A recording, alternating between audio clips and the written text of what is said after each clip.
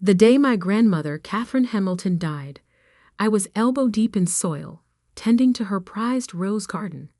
She had taught me everything about those roses, which varieties needed more sun, how to prune them just right, and most importantly, how to nurture their roots so they'd flourish for generations. "These roses are like secrets, Sarah," she'd often say, her blue eyes twinkling with hidden knowledge. "Some bloom bright and bold, while others hide their beauty until the perfect moment." I didn't understand what she meant then, but I would soon enough.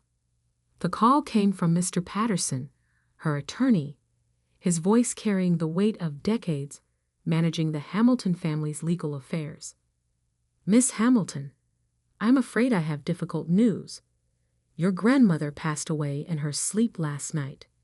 The rose clippers slipped from my hands, landing silently in the soft earth. My grandmother, the woman who had raised me after my parents' death, who had been more of a mother to me than anyone else, was gone. "There's something else," Patterson continued, his voice dropping slightly. "She left explicit instructions about her will. The reading is scheduled for tomorrow at 2 p.m. Your presence is mandatory." I barely registered his words, my mind still struggling to process the loss. "Of course, I'll be there. One more thing, Miss Hamilton.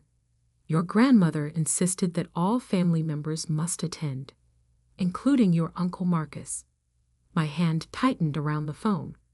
Uncle Marcus, my father's younger brother and the current CEO of Hamilton Industries. The man who had spent years trying to convince grandmother to sell her controlling shares in the company. The man whose very presence made the air feel thick with tension at every family gathering. "I understand," I replied, though I didn't. Not really.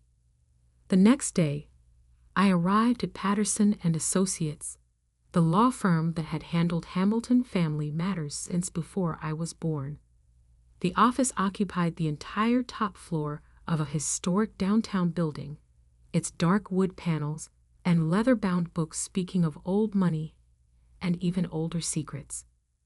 Uncle Marcus was already there, impeccable in his tailored suit, his silver hair perfectly styled. Aunt Diana, his wife, sat beside him, her face a mask of practiced sympathy. Their children, my cousins William and Victoria, completed the picture of the perfect grieving family. I took a seat across from them, suddenly conscious of my simple black dress and the dirt still lingering beneath my fingernails from yesterday's gardening. Uncle Marcus's eyes flickered over me, his lip curling slightly. "Sarah," he nodded curtly, "I trust you're well." Before I could respond, Mr. Patterson entered, carrying a thick manila envelope. He settled behind his massive desk, adjusting his reading glasses with practiced precision. "Thank you all for coming," he began, his voice grave. "We're here to discuss Catherine Hamilton's last will and testament. But before we proceed, she left specific instructions about how this meeting should be conducted." He opened the envelope, pulling out several documents. "First, I must confirm that all named parties are present." "Marcus Hamilton?" "Present," my uncle answered, his deep voice filling the room. "Diana Hamilton?" "Here," Aunt Diana whispered. "William and Victoria Hamilton." My cousins murmured their acknowledgments. "And Sarah Hamilton?" "Present," I said softly. Patterson nodded, satisfied. "Very well. Mrs. Hamilton's will is unusual. She has divided her estate into 2 parts. Uncle Marcus leaned forward slightly, his fingers drumming against his armrest. "The first part concerns Hamilton Industries. As you know, Catherine held controlling interest in the company, 51% of all voting shares." Patterson paused, glancing at each of us in turn. "These shares, along with her other business holdings, will be held in trust for 30 days. Held in trust? Marcus interrupted, his voice sharp. For what purpose? Patterson raised a hand. Please let me finish. After 30 days, the shares and business holdings, valued at approximately $50 million, will be transferred to Sarah Hamilton. The room erupted in chaos. Uncle Marcus shot to his feet, his face flushed with anger. This is absurd. Sarah has no business experience, no understanding of the company. She spends her days playing in the dirt. Victoria let out a small, shocked laugh. William just stared at me, his expression unreadable. I sat there, frozen. $50 million. Control of Hamilton Industries. It felt surreal, like a dream I couldn't quite grasp. But Patterson wasn't finished. He pulled out another envelope, this one sealed with dark red wax, bearing my grandmother's personal seal. However, he continued, silencing the room, there is one condition. All eyes turned to him as he held up the sealed envelope. This contains information that Mrs. Hamilton insisted must be revealed at the upcoming Hamilton family reunion, scheduled for exactly 30 days from today. If the information is not disclosed as specified, the entire inheritance will be donated to charity. Uncle Marcus's face had gone from red to white. What information? Patterson shook his head. I don't know. The envelope is sealed and addressed only to Sarah. He extended the envelope toward me. As I reached for it, I noticed something strange. Uncle Marcus's hands were trembling. This is ridiculous, he sputtered. You can't possibly expect us to wait 30 days while some gardener holds the company's fate in her hands. I took the envelope, feeling its weight, not just in physical terms, but in the way it seemed to carry the weight of secrets spanning decades. Those are Mrs. Hamilton's terms, Patterson said firmly. The family reunion will be held at Hamilton Manor as tradition dictates. Sarah must attend and reveal the contents of this envelope.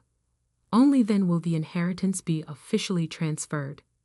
As I left the law office that day, the sealed envelope secure in my bag, I caught Uncle Marcus watching me with an expression I'd never seen before.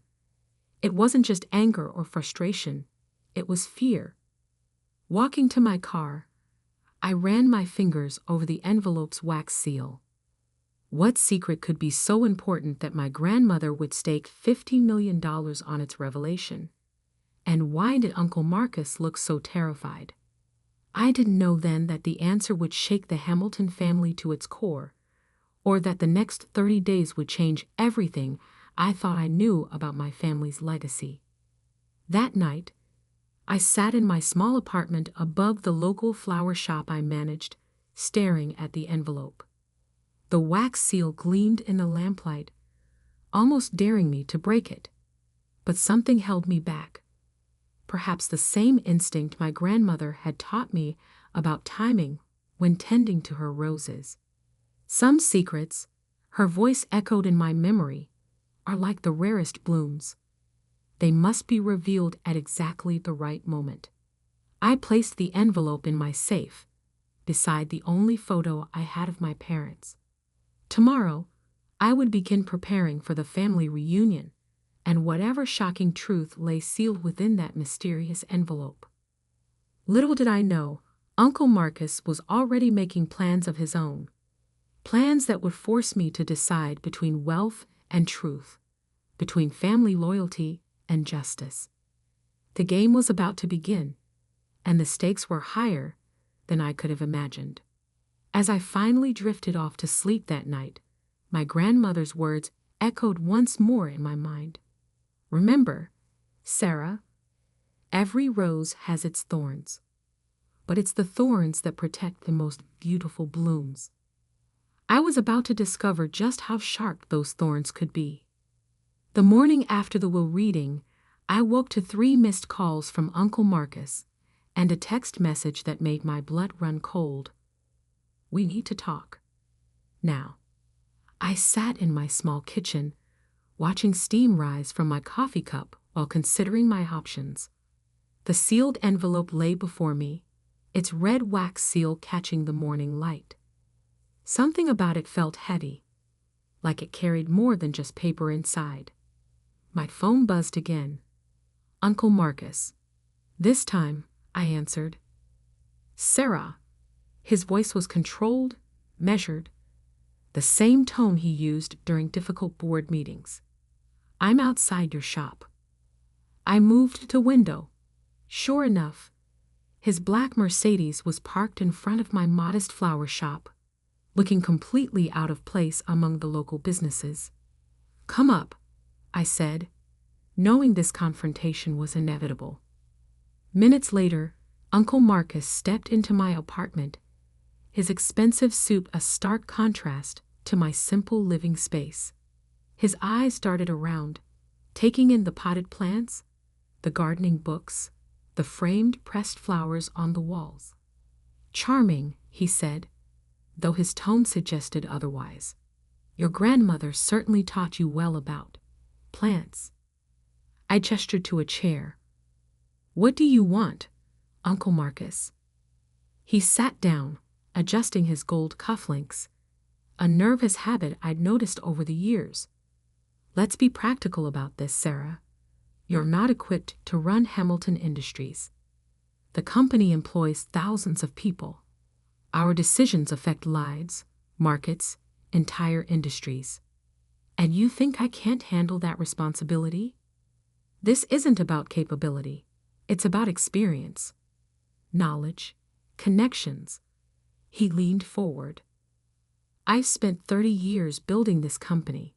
Your father, my brother, would have wanted. Don't. My voice was sharp. Don't talk about what my father would have wanted. A flash of something, guilt, fear, crossed his face. Fine, he said, reaching into his jacket. Let's talk numbers instead. He pulled out a checkbook. $20 million. Cash. You sign over grandmother's shares to me, and you never have to work another day in your life. I stared at him. And the envelope? Destroy it. Whatever's inside. Some things are better left in the past. The way his hand trembled slightly as he held the checkbook told me everything I needed to know. He was terrified of what was in that envelope. No deal, I said quietly. His facade cracked. You don't understand what you're doing. That envelope. There are things you don't know about this family, about your father. Then maybe it's time I learned them. He stood abruptly, his chair scraping against the floor. Think carefully about your next move, Sarah. Not everyone in this family will be as generous as I'm being. After he left, I sat there for a long time, thinking about his words. What didn't I know about my father? About this family? I needed answers, and I knew exactly where to start looking. That afternoon, I drove to Hamilton Manor, my grandmother's estate, and the heart of our family's legacy. The housekeeper, Mrs. Chen, who had served our family for over 40 years, greeted me with knowing eyes. I wondered when you'd come, she said, leading me inside. Your grandmother left something for you in the library. The library was exactly as I remembered. Walls of leather-bound books, the scent of old paper and wood polish, and my grandmother's antique desk dominating the room. Mrs. Chen walked to a painting behind the desk, a landscape of the manor grounds, and carefully removed it from the wall. Behind it was a safe. She changed the combination last month. Mrs. Chen said, to your birthday, inside the safe, I found a leather journal and a USB drive. The journal's first page bore my grandmother's elegant handwriting. My dearest Sarah, if you're reading this, then you've already received the envelope. What it contains will change everything, but before you open it, you need to understand why. This journal contains the truth about the night your parents died, about your uncle's rise to power, and about the real reason I've chosen you to inherit everything. Be careful who you trust. The walls of Hamilton Manor have ears, and not everyone in this family deserves the name they carry. All my love, Grandmother Catherine. My hands trembled as I turned the page. What I read next made my heart stop. According to the journal, the car accident that killed my parents 20 years ago might not have been an accident at all. My grandmother had been investigating it for years, gathering evidence, following leads that the police had overlooked or been paid to ignore. The USB drive contained financial records, emails, and surveillance footage, a digital trail that pointed to a horrifying conclusion. Someone had tampered with my father's car the night he and my mother died. Someone who stood to gain from their deaths. Someone who took control of Hamilton Industries immediately after. Someone like Uncle Marcus. But before I could read more, I heard footsteps in the hallway. I quickly tucked the journal and USB drive into my bag just as Victoria, my cousin, entered the library. "I thought I saw your car outside," she said, her smile not reaching her eyes. "Finding anything interesting?" "Just memories," I replied, keeping my voice steady despite my racing heart. Victoria walked to the desk, running her fingers along its polished surface. "You know, Dad's really upset about all this. He built this company from nothing after Uncle James died. It's not fair that you just swoop in and take everything." I bit back a laugh. Built from nothing. Hamilton Industries had been thriving when my father ran it. It was only after his death that Uncle Marcus took control.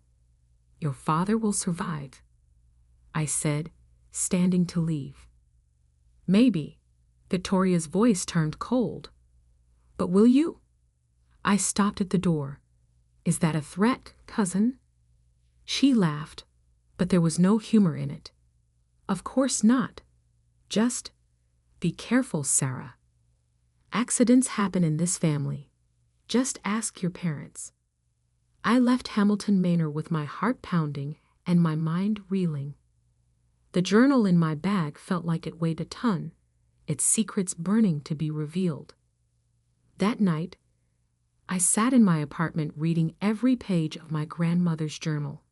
The story it told was worse than I could have imagined. Corporate espionage, betrayal, murder, all hidden behind the respectable facade of the Hamilton name. But the most shocking revelation wasn't about my parents' death. It was about what happened after. About a series of decisions and deals that had turned Hamilton Industries from a respected family company into something darker. And Uncle Marcus was at the center of it all. As I read, pieces started falling into place. The frequent late-night meetings at the Manor, the mysterious overseas accounts, the sudden resignations of board members who asked too many questions. It all pointed to a pattern of corruption that went beyond simple corporate greed.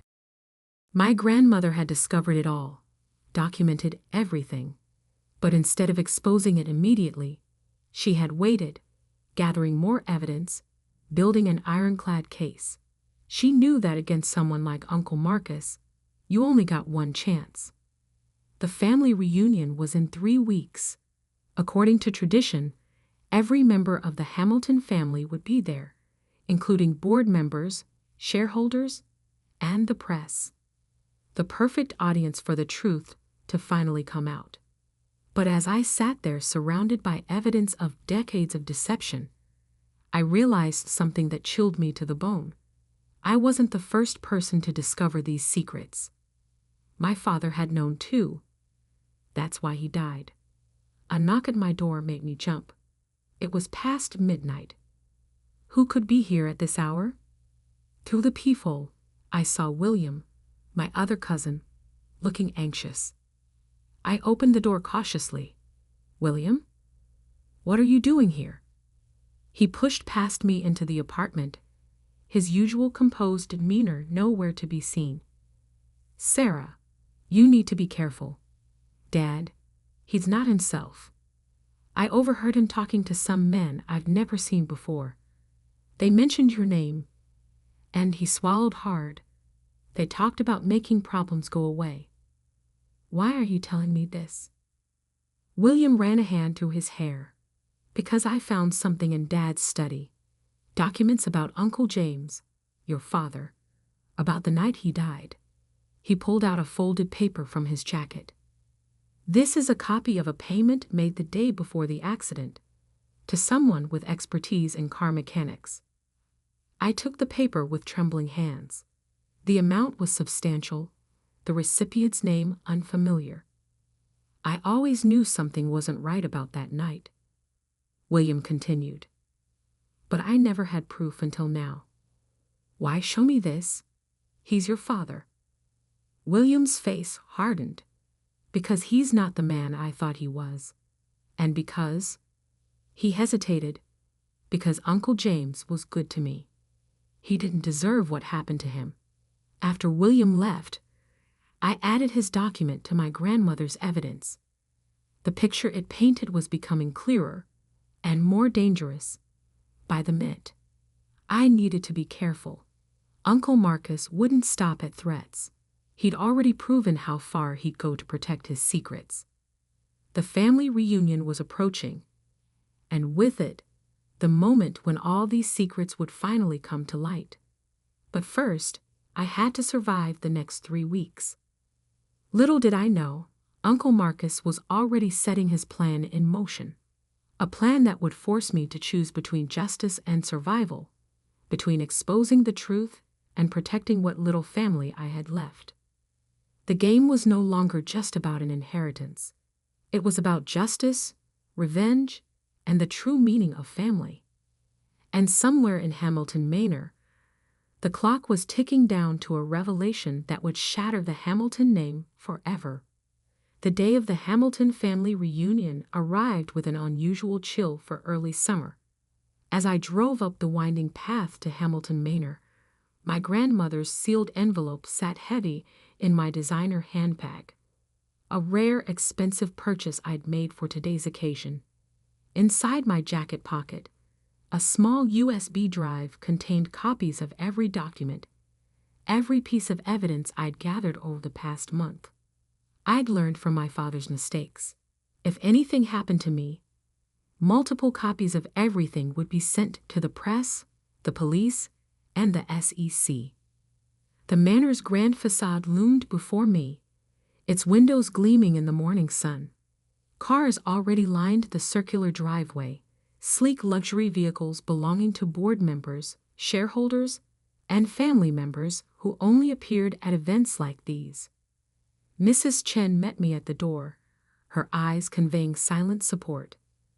"They're all in the main hall," she whispered. "Your uncle has been asking about you." I nodded, straightening my spine. The past 3 weeks had been a careful dance of avoiding Uncle Marcus's increasingly aggressive attempts to resolve the situation. First came the threats disguised as warnings, then the suspicious car that followed me for days, and finally, the break-in at my apartment that was made to look like a robbery. But they hadn't found what they were looking for. The evidence remained safe, distributed across multiple locations, waiting for this moment. The main hall buzzed with conversation as I entered. Heads turned, whispers followed. Everyone knew about the inheritance, about the mysterious condition, about the tension tearing apart the Hamilton family.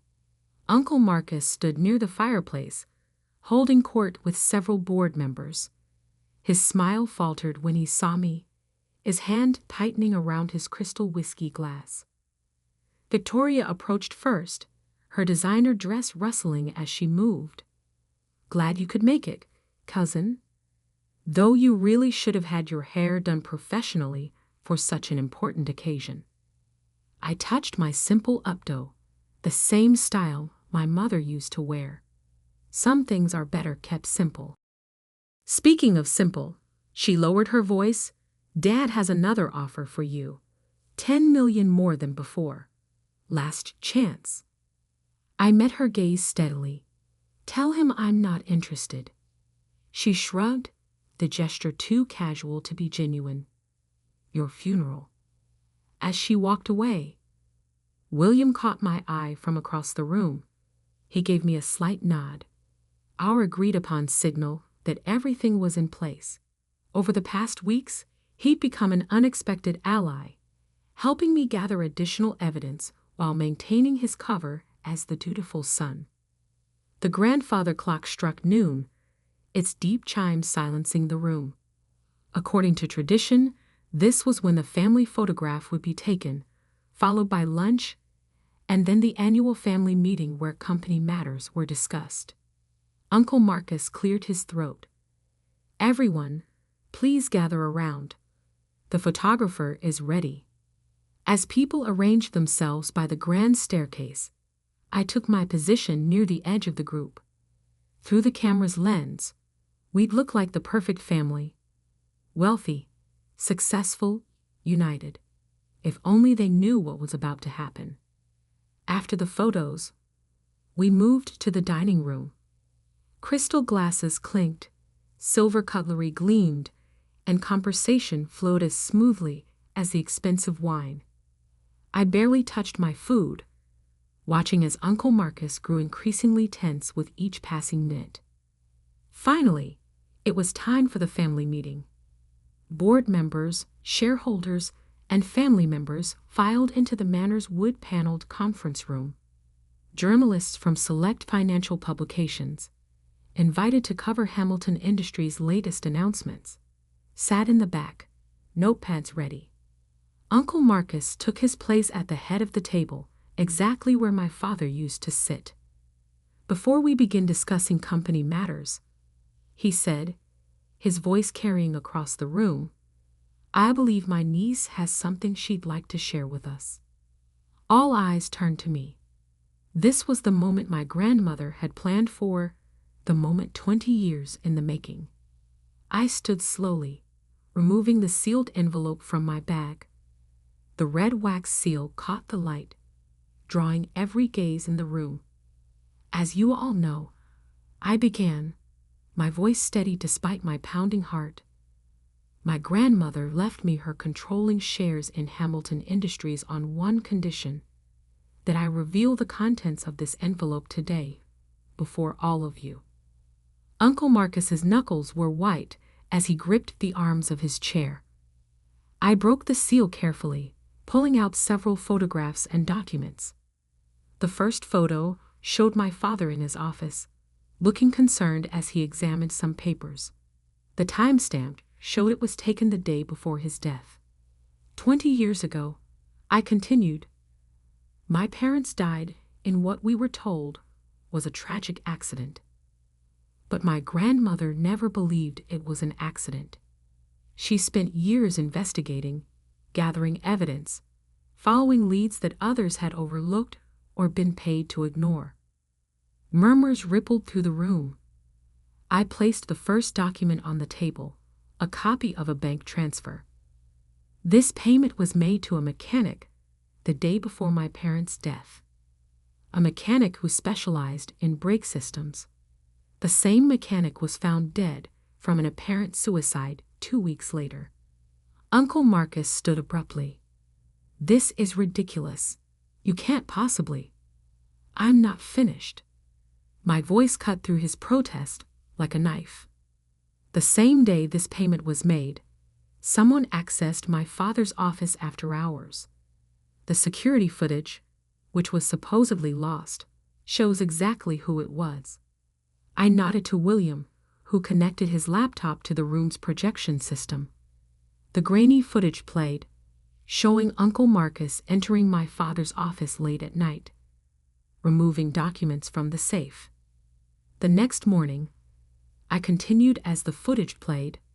My father confronted Uncle Marcus about what he'd found. Evidence of embezzlement, offshore accounts, deals with shell companies that existed only on paper. Hours later, my parents were dead.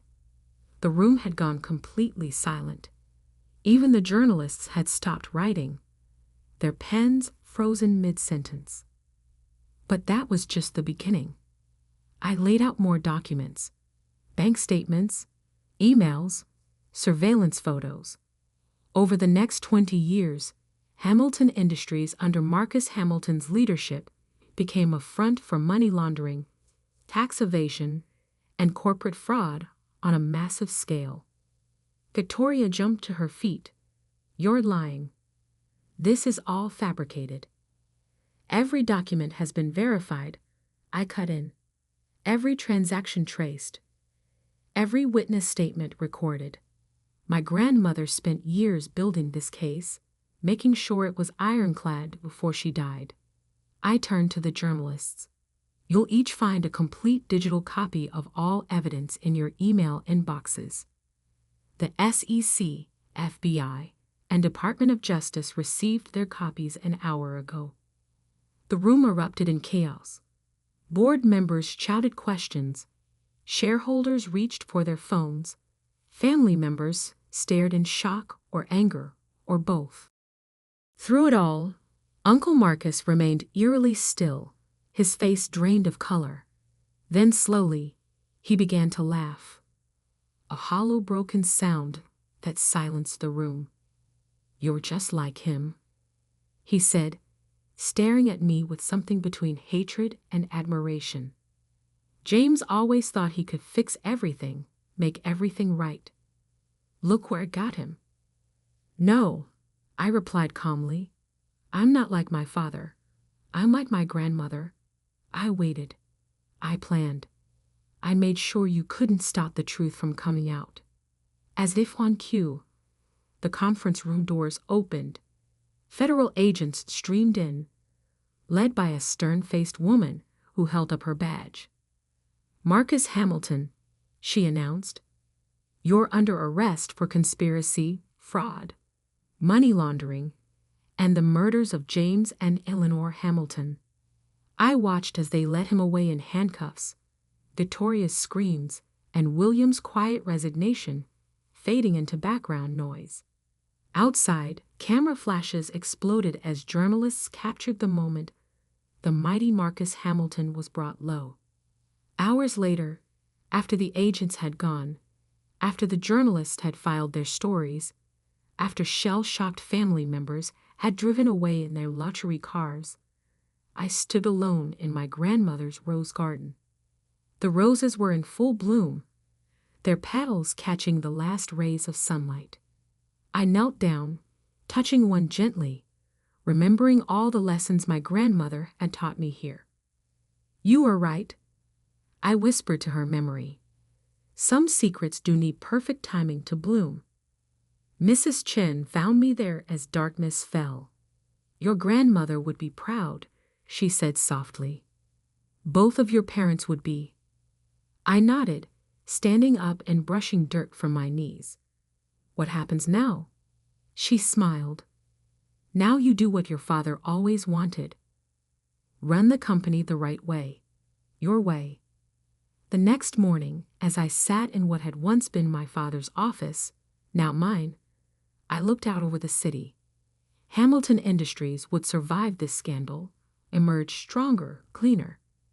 The roses in my grandmother's garden would continue to bloom, their beauty no longer hiding thorny secrets. I opened my father's old desk drawer and found a small framed photo I'd never seen before. My father holding me as a baby, my mother laughing beside him, and my grandmother watching us all with knowing eyes. The same eyes that had seen through Uncle Marcus's facade, that had planned for justice even beyond her death. On my desk, next to my laptop, sat a single rose from the garden, a reminder that truth, like the rarest blooms, requires patience, care, and perfect timing to flourish. The Hamilton family would never be the same, but maybe that was exactly what it needed.